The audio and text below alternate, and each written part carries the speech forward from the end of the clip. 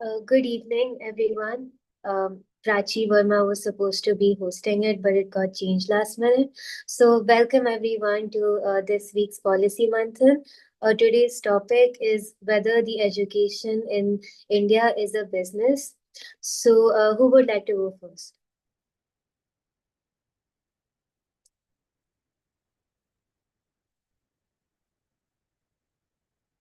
Who would like to go first? Okay, Rishika, you may start.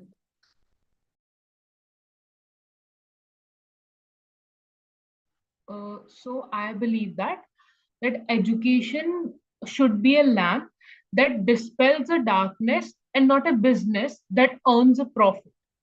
Education is a very basic right and not a commodity. And when we privatize it, we make education as a privilege instead of right. And even according to the reports of ASER 2023, it shows that over 50% of rural students aged from 14 to 18 years, they cannot solve basic maths division problem. And it's a clear sign that our system needs a reform and not commercialization. We must strengthen the government schools instead in teachers training, equal access to the quality and the infrastructure, and not give them to the private institutions. We can take the example of Finland, where only 97% of schools are public and education is completely free. Yet it stands among the top performing nations in literacy and equality. Because when profit becomes the goal, the purpose is lost. And that's what happening in India. And we should not go into the path of privatization instead of improving the government schools. Yeah, that's my point.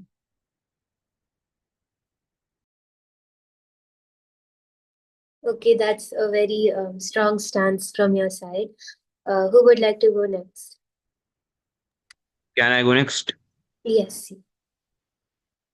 See, honestly, I feel the main issue is that education in India has turned into a profit business rather than a learning process.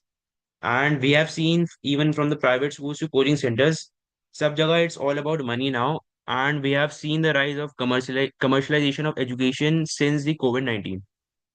And completely privatizing education won't really solve it because that will make quality education even less accessible. And removing reservation is also not a long term solution because the actual gap starts way before at the basic school level, in my opinion. And what we can really do or can take is the best elements of the Western education system. Like in Finland, schools focus on skills and creativity instead of rote learning. And in Germany, like the vocational training system, which directly links students with industries. And if India is able to adapt these ideas according to our own context, the system can genuinely improve.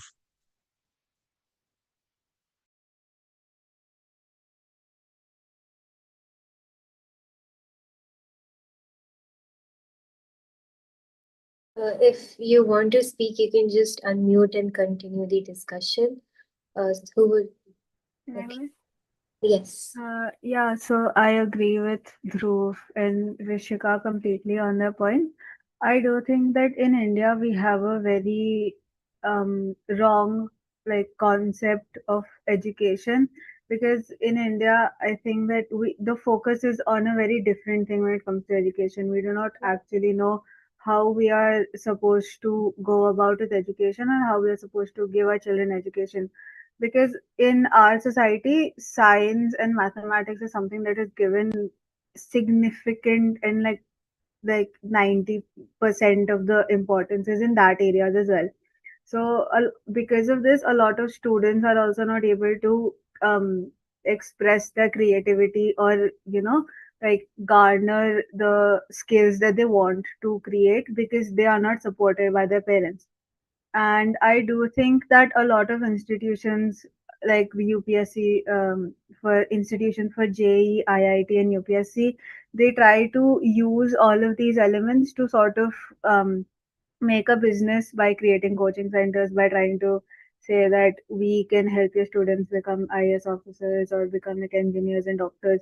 So I feel like I do agree with the points there, that I completely agree with the point that Rishika made. And I do think that one of the main reasons why education was able to become a huge business in India was because we are focusing on the wrong things, and also because uh, I think Dhruv mentioned the Western education system. So I think the minutes of Macaulay, which were introduced in like 18th century, also played a huge role, where the policy really just wanted to create Indians who would think and act like Britishers. So I think that our education system is still very much integrated with the minutes of Macaulay, which were introduced in 1835. So I think we need to start to implement the changes that are given in NEP 2020.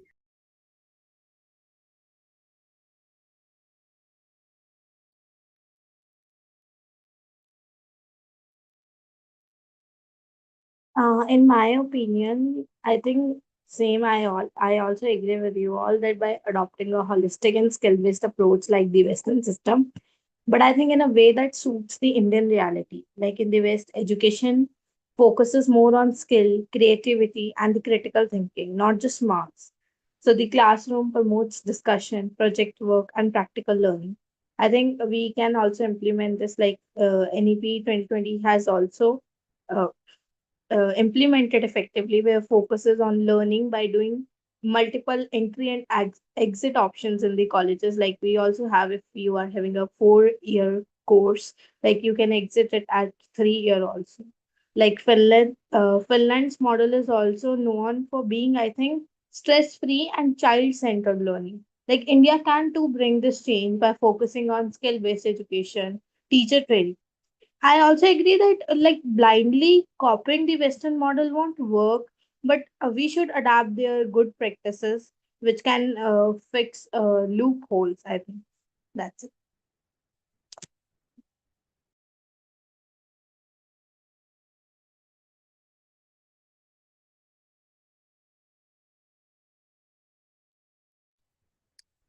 Does anyone want to go next?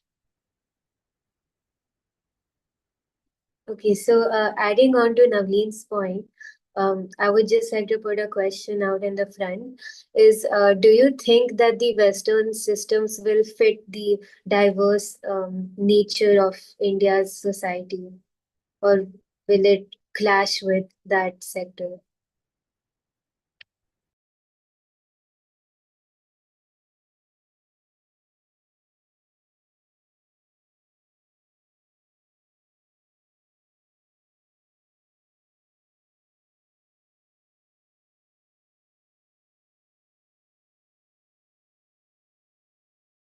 Uh, what I think so, if we will cut, copy, paste this is model in India, then of course it won't work.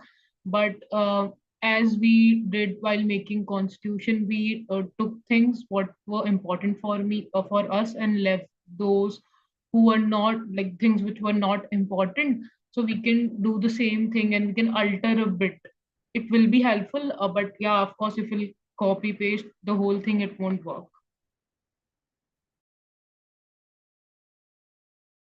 Okay, anyone else would like to add on?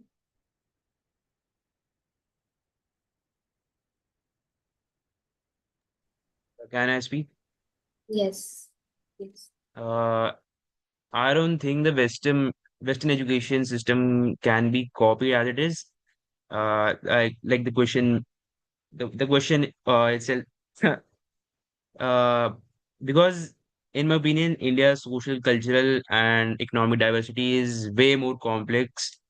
And in Western countries, the most students have access to like similar infrastructure and learning tradition. But in India, we can see a huge gap between urban and rural education, even government and private schools, and English and regional medium schools as well. And if we blindly more import the Western model, it will probably clash with our education system in India.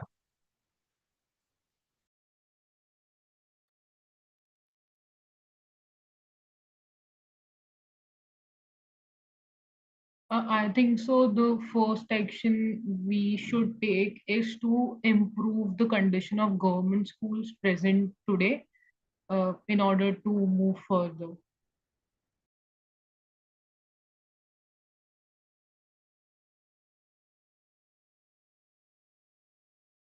You're mute.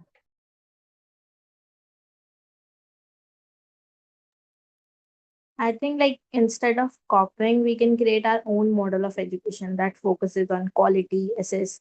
Like Shika mentioned that we should focus on your like on government schools, teacher training, and thirdly we can focus on life skill, employability. Okay. Um, so does anyone else want to add anything more? Some other ways in which we can change the system?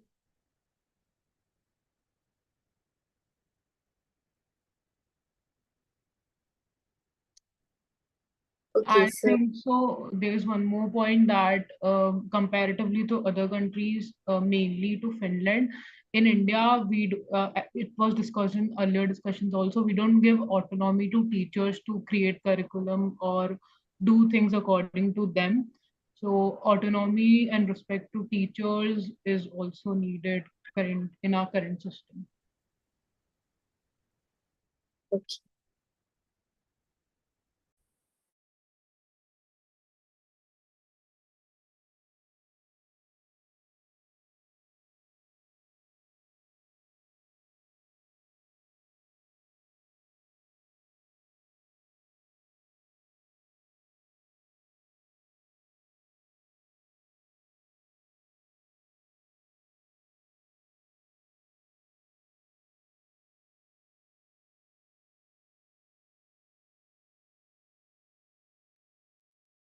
Um, so right now, Sakshi Tiwari and Manini Pandey, you did not speak at all.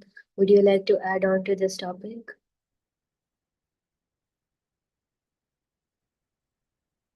Uh, I have just joined.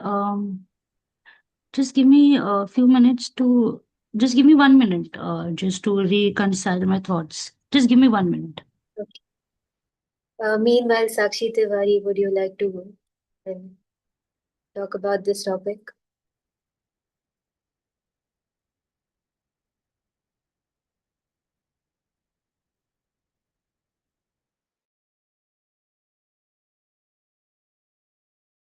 You're on mute.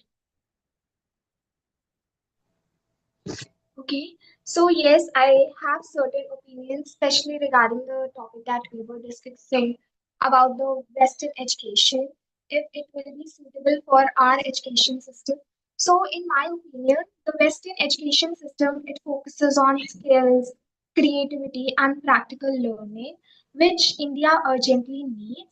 Because right now, our education system is mostly about marks and memorizing and not about thinking and applying western classrooms that encourage students to ask questions, do projects, and to that are helpful for real life also, because the western education prepares students for job, research, entrepreneurship, and personal development, and not just for exams, because through these students learn communication skills, teamwork, and problem solving, and critical thinking, and innovation, all of that.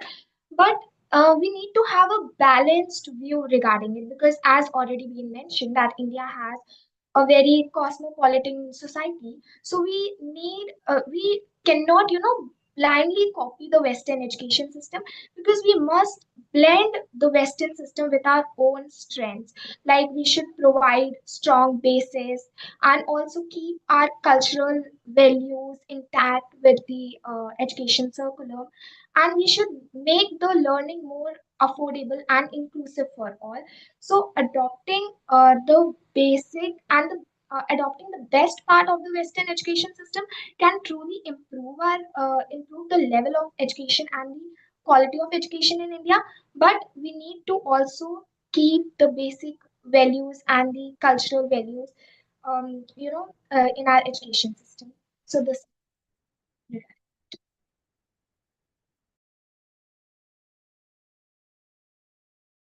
Yes, I completely agree with you, Sakshi. Um, Moving on, does anyone want to add? Yes. So today's topic, which is education system has become a business in India. The now one of the most major reason why I feel is because the failure of government schools or failure of government sector in providing the education. Now that is why it has become a business in India, because as we can see that when government schools fail, the private institutions rose, and then they started developing their own business models to attract students. So that is why the education system has become a business in India. But at the same time, we can say that it is only because of this private education model that most of people in India have been able to educate themselves. Because uh, government, I mean, there are only few good government schools in India. And now, if private schools did not rise up and started this business model, then I think education would be a difficult thing in India, considering the situation of government schools. And we can take the examples that most of us did study in private schools. Now, I mean, the what should be done to improve the level of education in India? I feel, uh, in um, what is my recent observation is that if we want to minimize this privatization or private business model in India, I feel this mindset of that, when we this mindset that all of us have, I mean, most of us have, that अगर government job मिल गई then we are good to go. आगे हमें कोई जरूरत नहीं है. And I have seen that in most government school teachers, they are in the situation that they are doing the thing for the sake of it, and that is why the situation is turning very worse in government schools. And now with this extra administrative burden and different schemes, different policies, which just focus on the outcomes, not on the process, that whether these policies are e- really effective or not, or different initiatives are really effective or not, that is taking place in the government schools. They're just wasting the time of teachers because teachers are not able to teach. Now, this is the first problem. Secondly, the second problem is that most of the teachers are doing stuff for the sake of it. They actually don't want to work. They just are there to earn the money and because they have this mindset that when in government school, we don't have to do anything else. So I feel this mindset has to be changed, until and unless I think everything would be a business, not in education, but in everything, because we can see in different sectors also.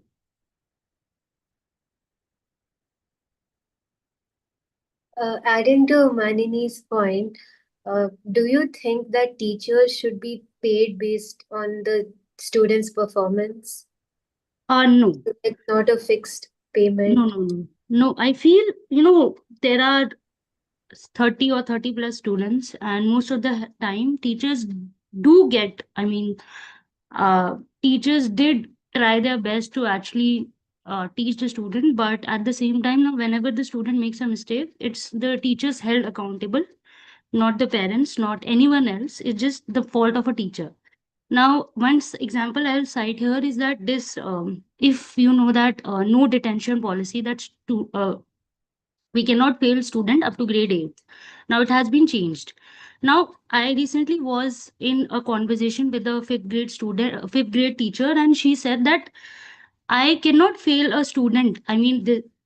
ये आ तो गया है कि हम fail कर सकते हैं, but I will not fail a student because ultimately the question will be on us कि आपके होते हुए कैसे फेल हो गया. And I don't want, I have 100 things and I don't want that questioning at all. So I feel, no. I mean, teachers are most critical situation, and I will say in most worst situation. Okay, does anyone want to add more points to this?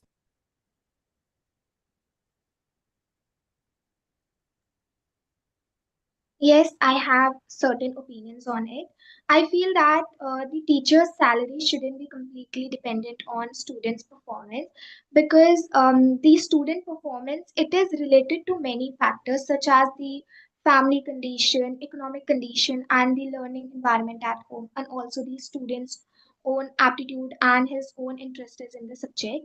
If we will completely base the teacher's salary on the student performance, then it will have many disadvantages also because firstly the teachers will then only focus on the top students to they will pressurize them and also feel pressurized by this own the whole system also because then they will feel that we have to make the students have more marks get more to get more salary and then this whole balance with this a whole system wouldn't be balanced because then the teachers will not focus on explaining the concepts but they will more focus on just teaching the topics that will come in the exam and this will we will then again go back to the our own the problem of root learning. We won't be able to eradicate it. So I feel that this problem is there. Secondly, in the area of where the resources are limited, such as in the government schools where there are not many resources, this will also create problem if we will decide the salary of the teachers based on the student performance. I also agree with Sakshi. Like he mentioned that students' result like depends upon the many factors: home environment, parental support. So it's not just about the teacher. So instead of only result based pay, we should focus, I think, more on effort based evaluation, like classroom innovation, student engagement, and the feedback from parents.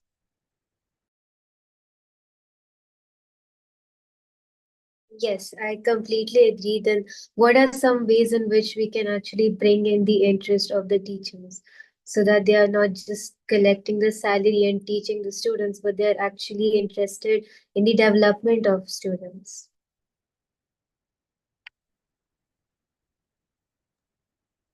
I'll cite one example. So there has to be. I'm just talking from the perspective. Yes. So there has to be some incentives. I mean, to the teachers. I mean, apart from salaries, I mean, which they get. I mean, which are very minimal also. But there has to be some intensive, some things that motivates the teacher. So this recent, why I cited that teachers are doing for the sake of it because I recently had observed a workshop that was, professional development workshop in which teachers have to give the workshop. Now, what they did is that they took the picture and then after that there was no presentation, etc. They just sat down and that whole room developed into a chit chat conversation.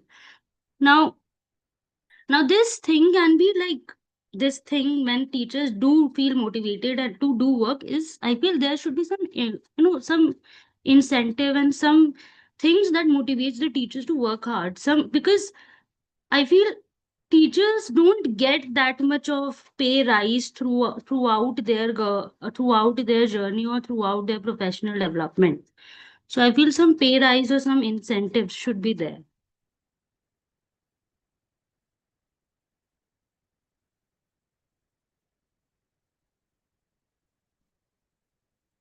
Okay, anyone else?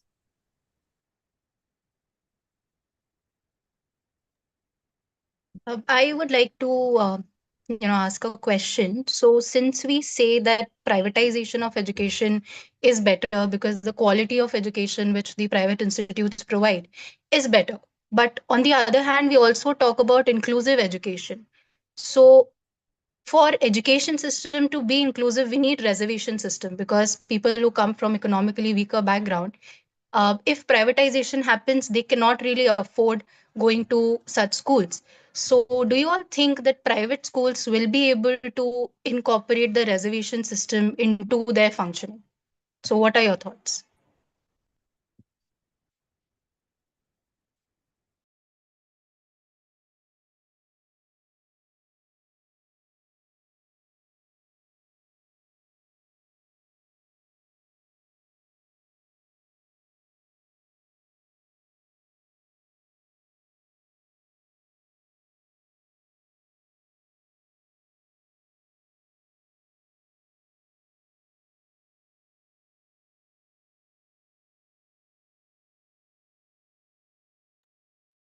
Guys, this is our last policy Manthan session, so I would really appreciate if you guys would respond.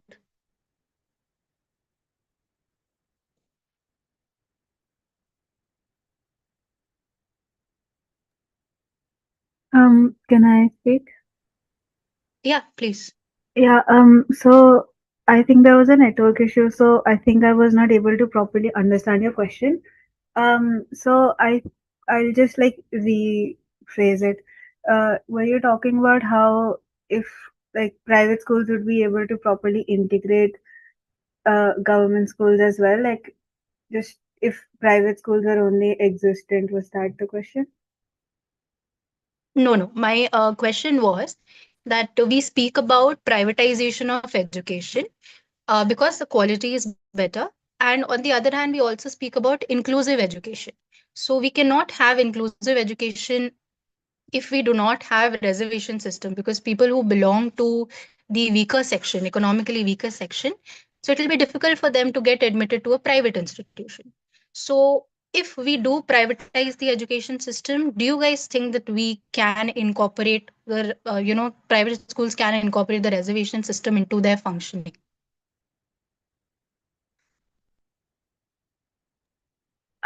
I don't think that a reservation system could properly exist in a private school system, mainly because of the way the fee structures exist in a private school, and also because a lot of um, because private schools in general, like I'm someone from private school, so I already know how exhausted the teachers are already from working in a private school. Along with that, again, I think that private schools would just have a main reason with the fee structure, because private schools have a very huge fee structure. A lot of schools might have like lakhs of fee structure. So even if reservation students have a like reduced fee structure, a lot of government schools are providing free education to ensure that students are going to private schools to study. So I think that privatization of education would just lead to more of a business culture existing in the school institution.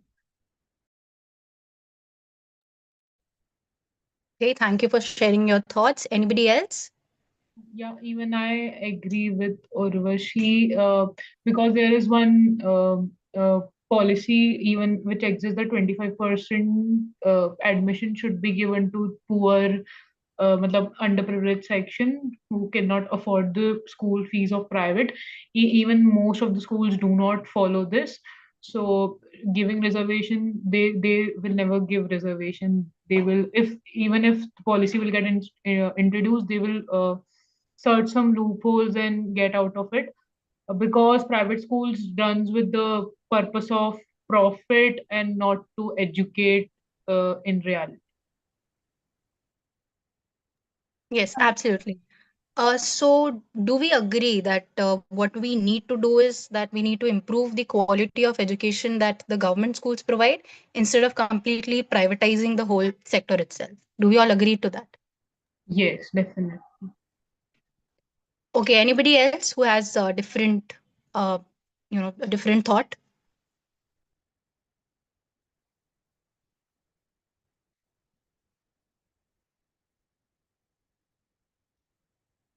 Anybody who thinks that we should completely eradicate the reservation system from the, from the education sector altogether?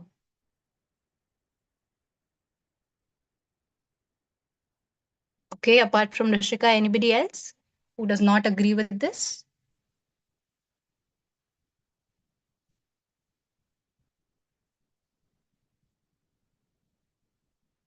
What about Dhruv?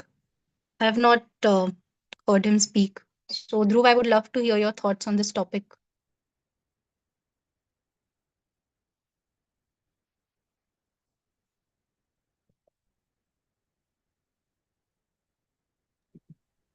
I am audible.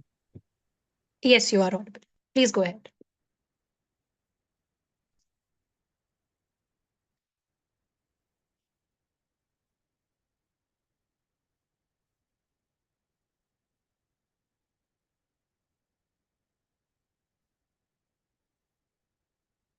We can't hear you, Dhruv.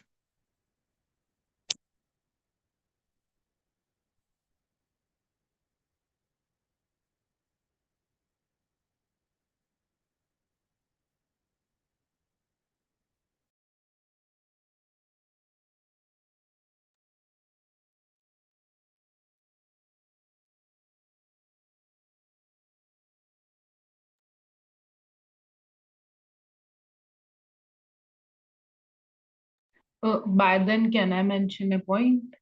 Yeah, please go ahead.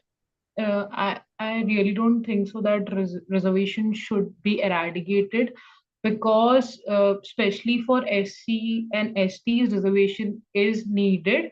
If you, okay, we can understand with example, if you can, whenever you get up in the morning in India, you see the people who are cleaning the roads outside, and when you will think the condition of them, they need reservation to get out of that.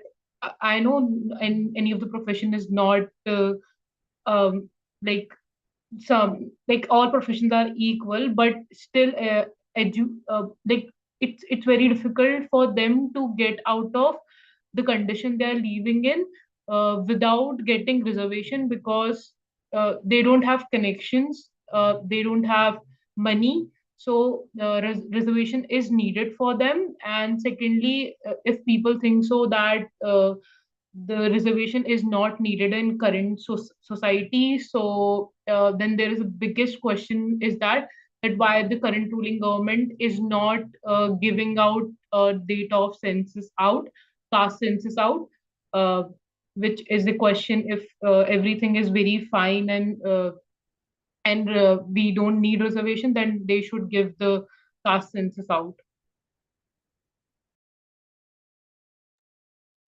Absolutely, Rishika. I totally agree with you. Dhruv, can you go now? Yeah, yeah. Then, So, okay. in my opinion, I don't think reservation should be removed because it still kind of gives a fair chance to students from communities that have been facing social and educational disadvantages from generations to generations. And without reservation, many talented students uh, ca- might not even get the platform to prove themselves.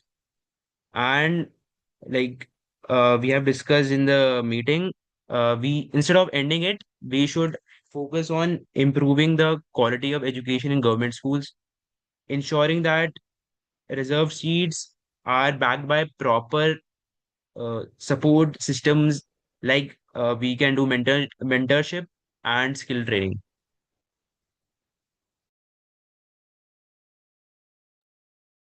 Great. Thank you so much, Dhruv, for sharing your thoughts. Over to you, Vaishnavi. Okay.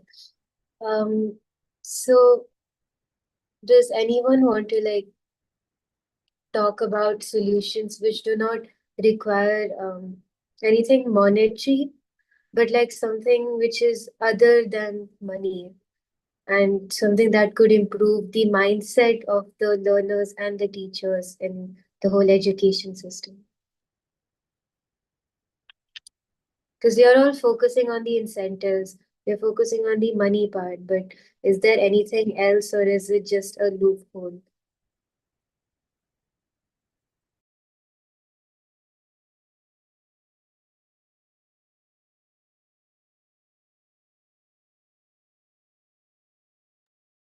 Vaishnavi, I did not understand your question. Can you please repeat it? My question was that other than money aspects, is there any other way to money aspects and reservation? Is there any other way of improving the education system in India? um, can I say? Yes. Oh, okay. So other than monetary things, I think so someone mentioned it before also, the teachers motivation thing, that most of the teachers in government schools, like no one wants to send their children to government schools, but everyone wants to be a teacher in a government school. So most of them, not all, but most of them teach for the perks and the salary of uh, given to them. so that the purpose and motivation of teachers should change. And one more point that I mentioned earlier, that of autonomy, giving autonomy to teachers can do a change. Yeah, that's it. Yes, and secondly, this whole idea that becoming a teacher is the most easiest thing, that someone who hasn't done anything greater in life choose to become a teacher. So this respect that teachers don't receive, that lacks their motivation, and ultimately most of the teachers are walking out, as this article was shared in the group, that most of the teachers are walking out because of this lack of respect by the society, by the students, and by the school as well.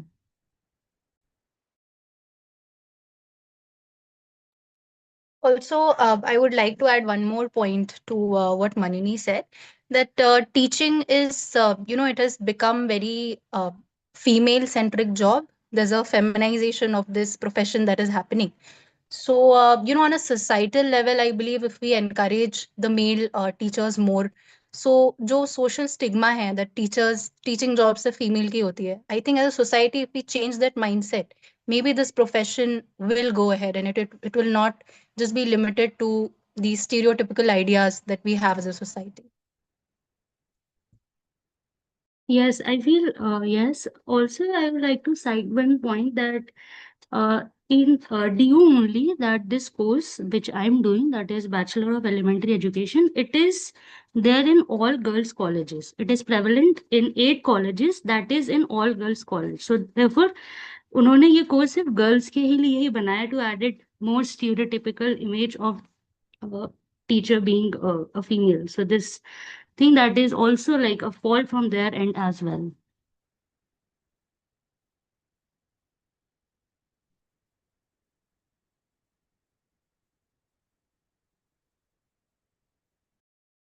Okay, anyone else would like to add? Okay. So moving on, like let's get back to the reservation part. Um, okay. So I think that's it for today's policy Manthan. And if anyone wants to add anything else, just let me know. Okay, so let's end today's session. Thank you for joining.